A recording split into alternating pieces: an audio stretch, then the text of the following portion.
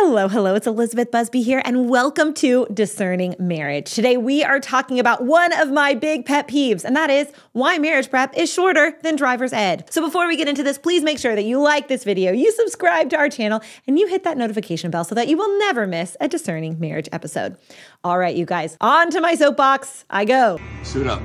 When you are discerning a vocation, what you are discerning is, how am I going to spend 3/4 of my life, or 2/3, depending on how long you live? How am I going to spend this massive chunk, the majority of my life? With whom am I going to spend it? How are my days going to run? How is my time going to be tied up, right? Because once you're in a vowed vocation, your time is not your own. How am I going to be spending my time for the vast majority of my life? When you're called to marriage, when you're discerning marriage, when you have gotten engaged and you are trying to form yourself in marriage, the amount of time that you spend being formed in this is anywhere from 1 weekend to a handful of meetings with a trusted mentor. If I had to choose between those two, my strong preference is the trusted mentor because you get personalized one-on-one attention. But if you go that route, you're probably getting like 4 to 6 hours, right? Very minimal, understandable because you're operating within the constraints of time and engagement, but it's really not that much time.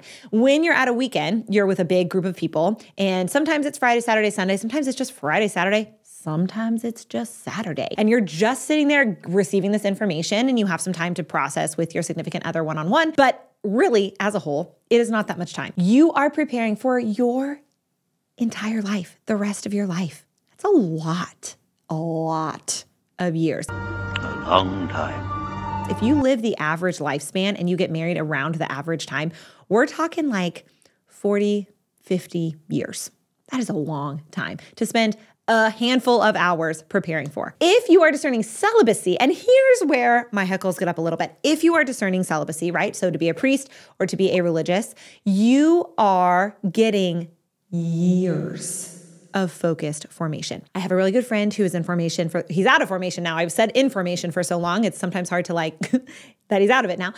He was in formation for 11 years. And I'm talking like he had left his normal life and he had entered the Jesuit formation program, and he went through actually, I can't remember if he had a postulancy, novitiate. I know my friend who was in the Norbertines had a postulancy, had a novitiate, and then had various levels of vows with various levels of intensive academic, intellectual, emotional, spiritual formation for his vocation, where he didn't have a job.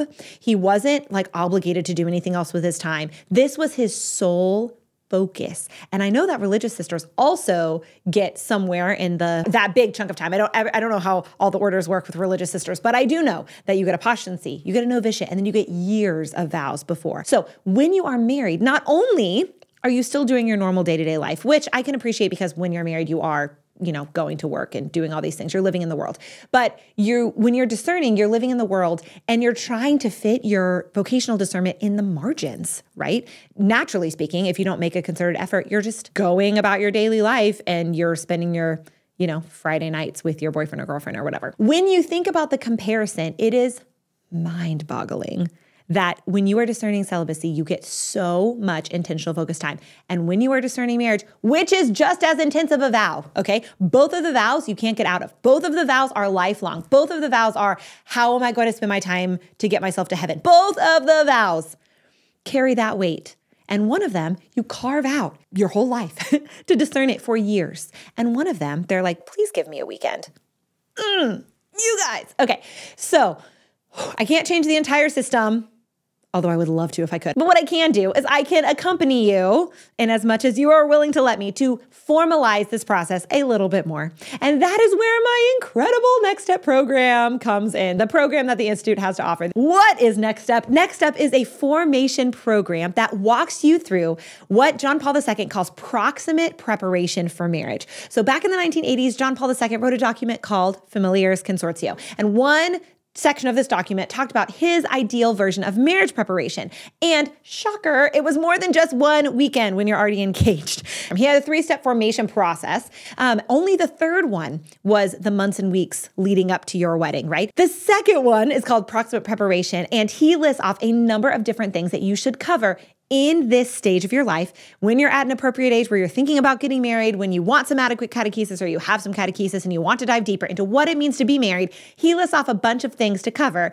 And it's before you're engaged. So my team and I took these things, made them into a program that you can go through and you can deep dive into, and you can process these things that John Paul II says are so important for if you're discerning marriage and if you think you're called to be married.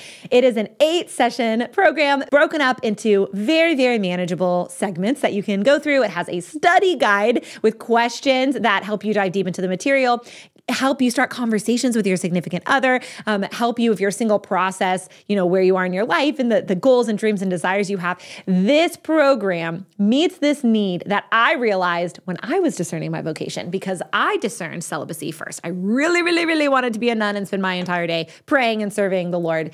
And I discerned with this order, and the first step of the discernment was to go up for a weekend. And so I got to immerse myself in this community, and it was so beautiful. And if I'd chosen to keep discerning, I would have gotten to step away from my normal life and dive into this community and really spend some time discerning. Now, married people do not have that luxury. Married people live their life in the world, so I can appreciate why quitting your job to discern marriage only to get back into the workforce maybe not be in your best interest. But in the time that you are not working, in your free time, which you have a lot of when you're single, way more than when you're in a vocation, you can use that time very intentionally and be very focused as you are discerning marriage. And next step is the perfect thing for you to do, because this takes John Paul II's ideas. These were not my ideas. I did not come up with this structure. I did not come up with the format. I used what John Paul II said. My team and I made it something that's accessible for you.